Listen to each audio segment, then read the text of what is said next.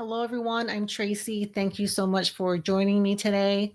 In today's video, I'm going to be um, going into some of the new, some updates in the LA area since the fires. It started almost exactly a month ago in January. So I have some new information I wanted to share.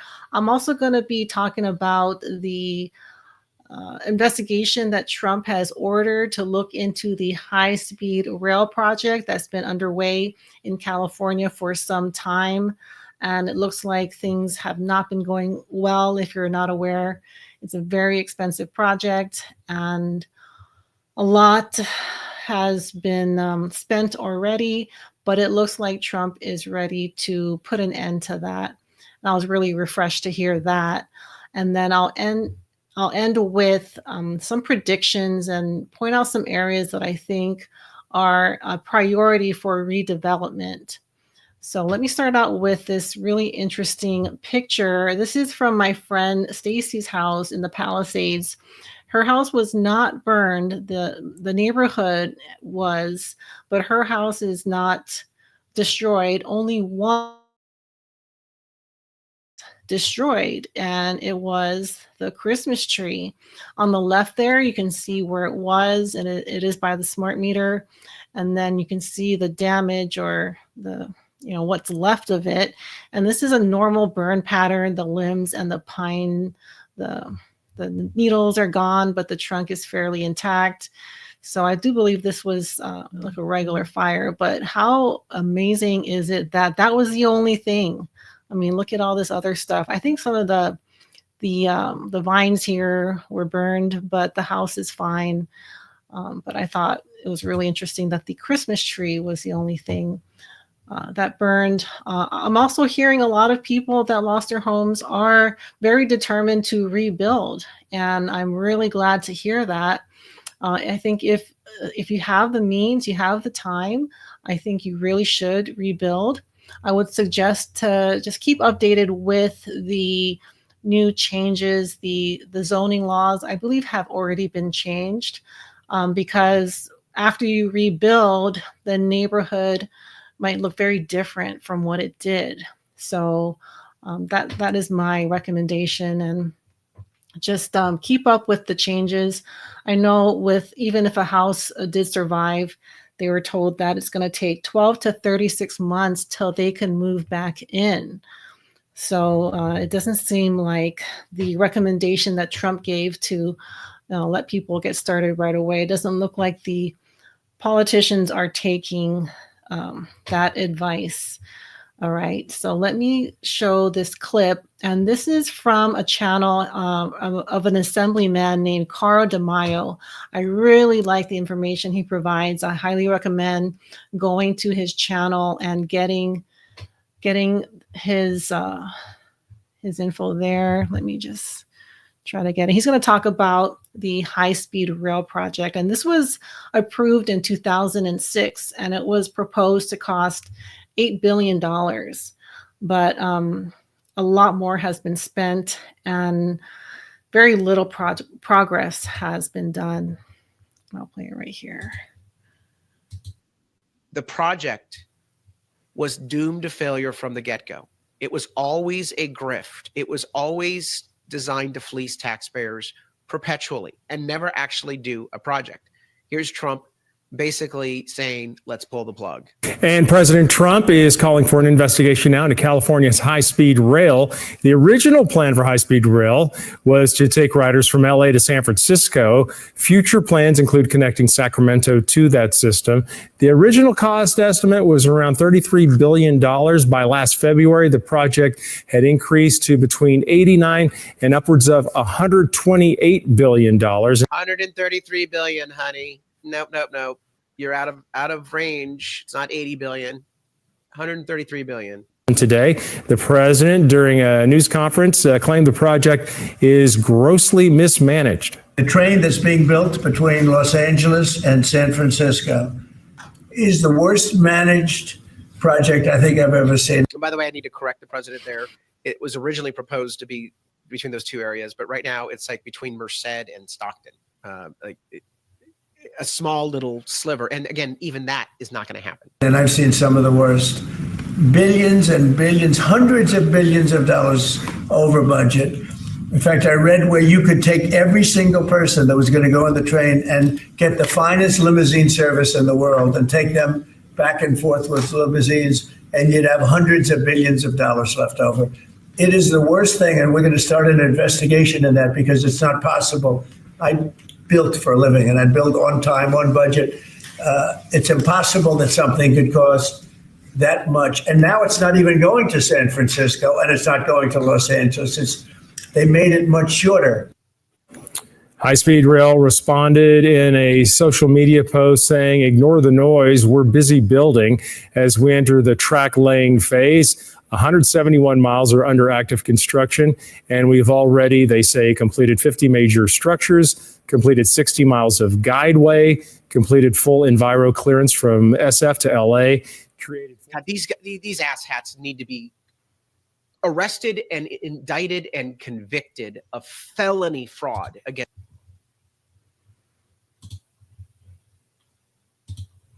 All right. So I was really refreshed to hear that Trump is doing something about it, because the speed at which this was being developed, I don't think I would have seen it completed in my lifetime. And I didn't realize how much money it was costing. I researched the HART project on Oahu pretty well. And that is the most expensive public works project that Hawaii has ever taken on. To what's going on here, it's been a disaster, just very little progress, a lot of problems within the executives disagreeing. And what seems to happen is that there is so much money, government money, pouring into these projects that people are making so much on the contracts. The people working on the project are getting paid very well, so they have these really great jobs. And so there's no incentive for them to stop it or to say anything about how much of a failure it is, because they're doing so well for themselves. But the overall picture, the overall goal, which is to provide a service for the people, that gets kind of lost because, there's so many people benefiting personally from all this government money flowing in. And I have to imagine that's happening here in California.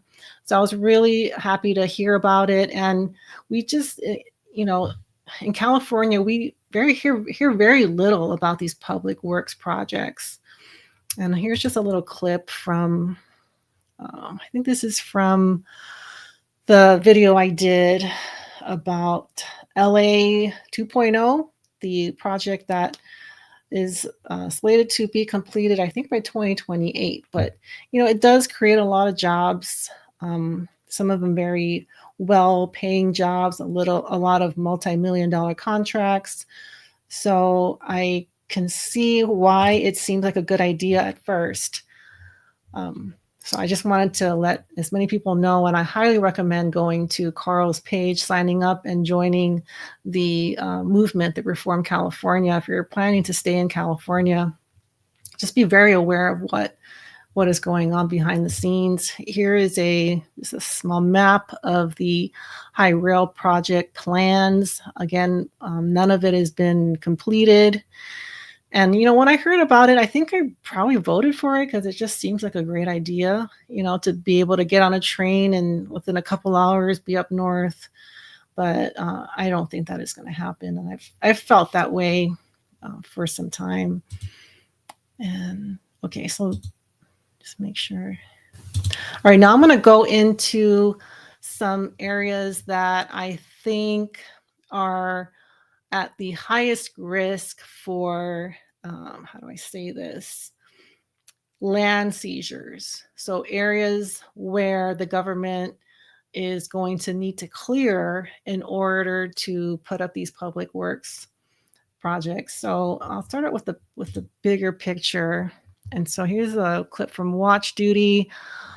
So I do think areas like Oxnard, Santa Clarita, Thousand Oaks, it is a very fire-prone area.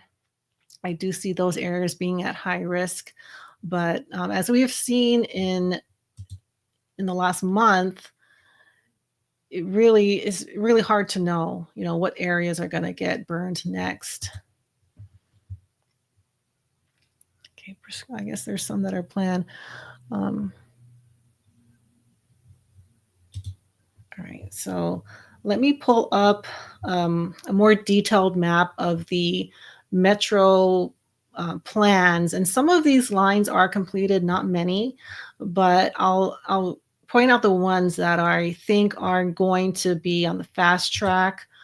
One of them is the K line because it goes to LAX, and I know Newsom wants to make it so that you can land at LAX and take the metro to wherever your hotel or training center is, or to see the games by the time the Olympics are here, which is in 3 years.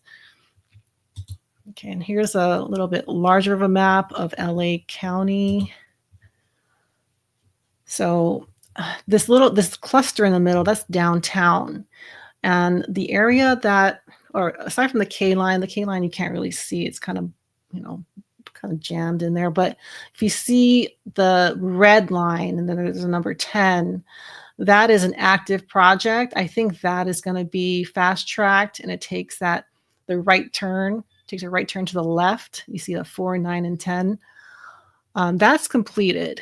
So I don't know if it's functional, but according to this map, that's done. But if you see that red line that goes north to the number 2, that is an active project. I think that is a priority as well. So this area, I guess you could call it San Fernando, maybe parts of West Hollywood. And I know the stations in Hollywood are completed, like the Hollywood and Highland station. So I think they are going to try to kind of, get that as far as they can. The Olympic City, as south as Temecula, and I think as north as Pasadena. So I think another area that, it says it's completed. So if you see Pasadena, you see that deep yellow line. According to this, that is done, and that goes along the 210. So if it's going along a major freeway, I know that area is fairly cleared already. So I don't think there's going to be a lot of changes needed. But in general, if you're near a metro stop, those are the areas that they have rezoned for high density housing. So on a property that was zoned for a single family unit, I believe it's like a half or quarter mile, the area half or quarter mile from the transit stop, you can build up to 10 units, which seems extreme, but I guess it would depend on how big your property is and how it's laid out.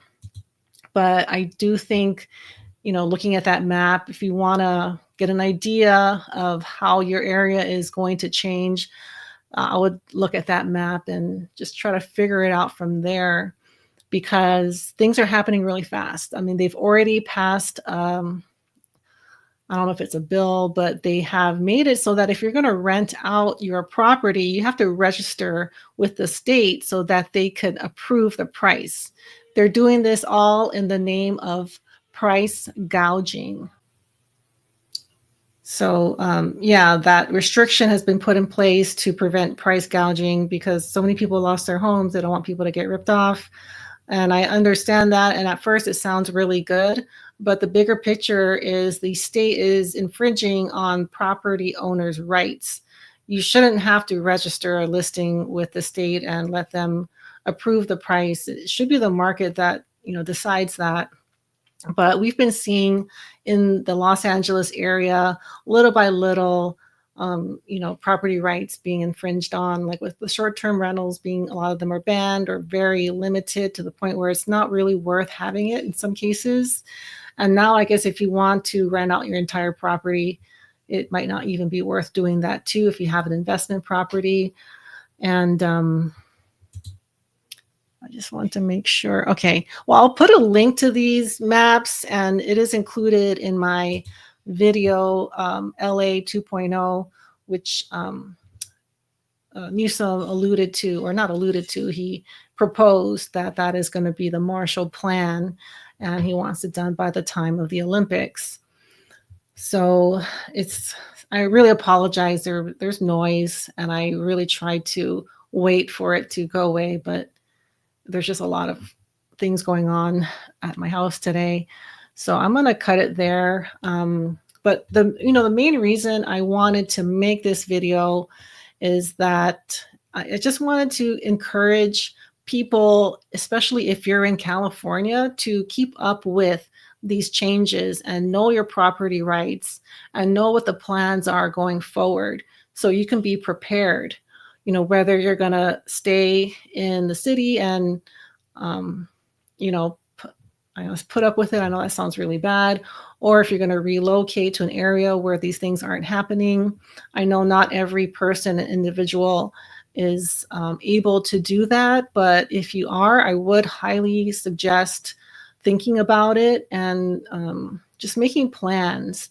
And, if you are going to stay and you think your property might be affected by these changes, maybe find an attorney that is familiar with property law, especially if you're going to buy it. Just know your rights and, I guess just be aware of the zoning. And the city is changing so fast. And I just feel like a lot of people are just not aware of things. For example, my neighborhood was rezoned to R2, so you can build multiple units on a single family lot. And my understanding is you can build up to 4 units and up to 10 if you're within a certain distance from the metro station, which I don't see how a single family property can build that much. But I'm assuming now you can build up. You can buy, you could build a 4 or 5 story structure, which before you couldn't. So yeah, that's going to do it for today. Thank you guys so much for watching, and I will see you all soon. Bye.